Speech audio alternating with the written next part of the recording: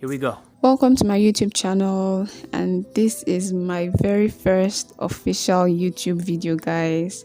So, thank you so much for the subscriptions, thank you for the comments, the likes, the shares. I am so grateful.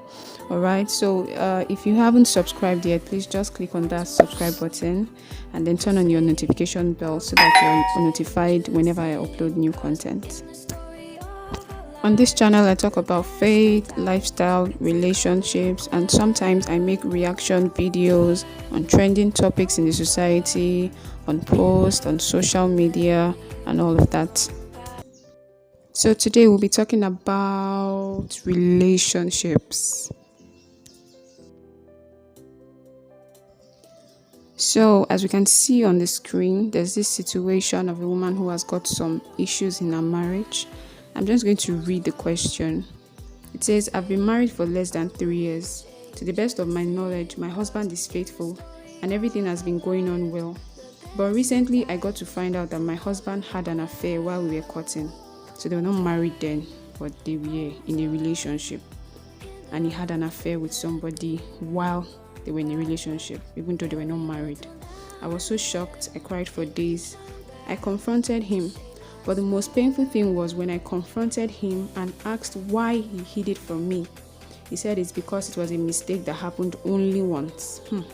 He also said that since we were not married then, it was not important to tell me about it because he prayed and God forgave him.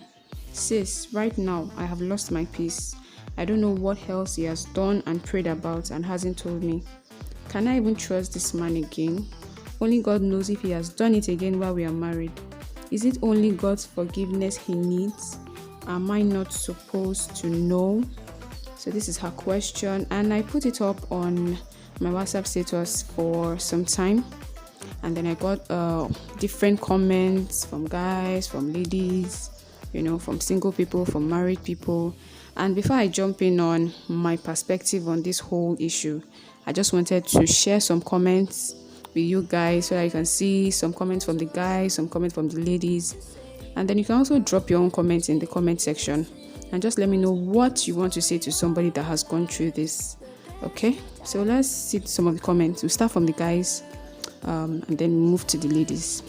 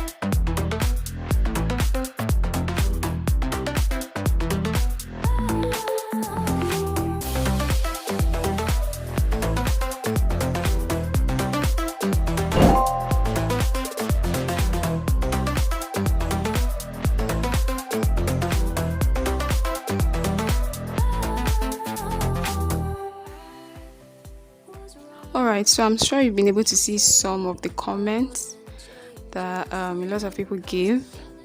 Let me just point out some of the key points in those comments, okay?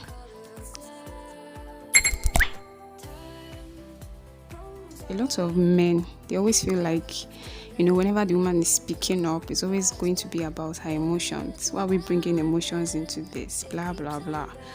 I mean, this is not just about emotions.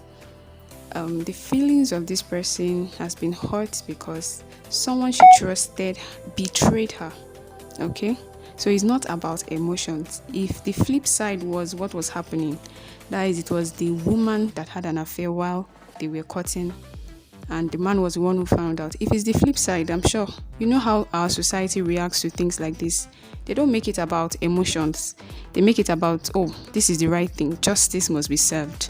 Or she did this, she must face the consequence, the penalty. We do all of that. But when it comes to women, most times we're like, why is she being emotional about it? It is not about emotions, okay? Yeah. All right, so number 2 reason is a lot of people feel that women love drama, okay? I just feel like women, we like wahala. Like when everywhere is at peace, I just feel like we don't like peace of mind. We just want trouble.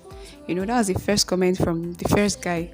He was like, she wants to start fights and all those kind of things. I don't know. There's nobody that doesn't like peace of mind. But when things like this come up, let's be realistic. There will be some drama, okay? There will be some reactions. There will be some feelings. This is hurtful. All right, nobody's going to hear such a thing and be like, okay, I forgive you, even if the person is a pope or a pastor. All right, no matter how spiritual we are, when things like this happen, there will be shock. It will be so shocking, and that's what she's passing through right now. She is shocked. In fact, she's living in a realm of denial now, like, I can't believe it, this is not happening, wake me up, I'm dreaming. So it's not drama, it's just reaction. We cannot be static when something happens like this. We are just fixed. We will respond, we will react. It's not about drama. It's not about the drama at all, okay? So the number 3 point I saw in some of the comments is, it has happened, just deal with it. What's done cannot be undone. Just move on. Now, the truth is, yes, that will be the end point of everything. You have to move on. You have to forgive him. But realistically, we don't just arrive at that point. Okay, it's not something that's just going to be like that for 5 minutes. This person is going to have a time where they're silent, they will withdraw, they will retreat into themselves, into their shells. Realistically, it's going to take a while for the person to get to this point. Nobody will come to you for counsel. They are crying, they are weeping, they are hurting, and just tell them what has happened. Move on, deal with it. Put your life back together. That's the end point. Forgive him. Really, that's where we are going. That's the destination.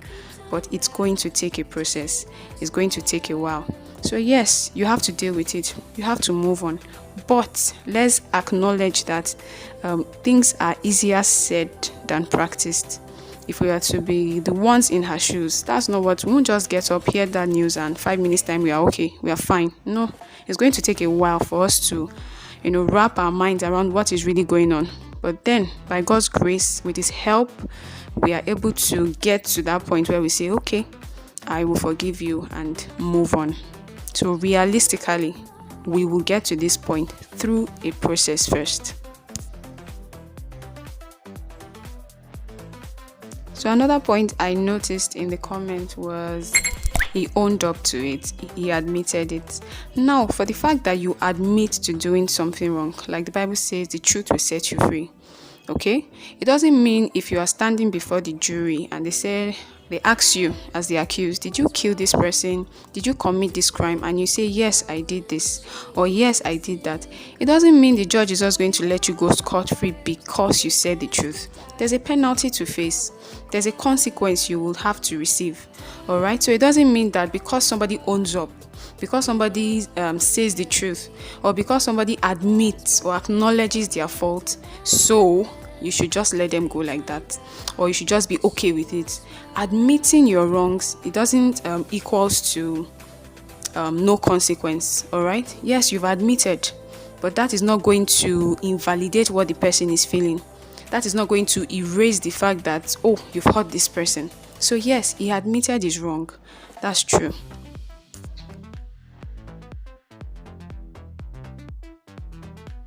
Another thing I noticed in some of the comments were, oh, what if it had led to pregnancy? It didn't lead to pregnancy. So it's like, oh, it's a lesser crime compared to if it had led to pregnancy. Now, whether it led to pregnancy or not, what is wrong is wrong. All right, this is not me being a perfect person passing judgment on the man. We all have flaws, we all have areas where we mess up and all of that. But what is wrong is wrong. That you cheat on your partner, it's not about whether it led to the other person being pregnant for you or not. Whether it leads to pregnancy or not, the deed is done. That's adultery, or that's fornication. Rather, that's cheating. Because yes, it happened before marriage, before they were married, but they were already in a relationship. And then when we talk about faithfulness, it starts from our relationships, not just marriage. If you are courting somebody, courtship is like a rehearsal for the marriage. So that's where faithfulness should begin from. It doesn't begin when you now say I do. No. Whatever happens between that first day you people come together and say, okay, we're going to get married, or we're in courtship now, faithfulness begins from that point. Faithfulness to the other person begins from that point. Okay, so that it did not lead to pregnancy, we are not praising the man for that. No. What he has done is wrong, irrespective of if it led to pregnancy or not, or because it happened before the marriage. We're not going to praise the man for that. He did wrong. Okay, so thank you very much. It's been an exciting episode. I'm looking forward to doing this again with you guys. Thank you so much for your comments. Please, if you haven't subscribed, please subscribe, and then don't forget to share this video so that other people can be blessed. And then if you have questions like this, you want to send in questions about your faith, about your relationship, you can just you can follow me on Instagram, on Facebook, and all of that. Or send me an email. I'll leave my email in the description box. You can send me an email, and then we can do this about that question that's bothering you. And then I believe you'll be better. All right. So see you again, guys. Thank you so much. Bye.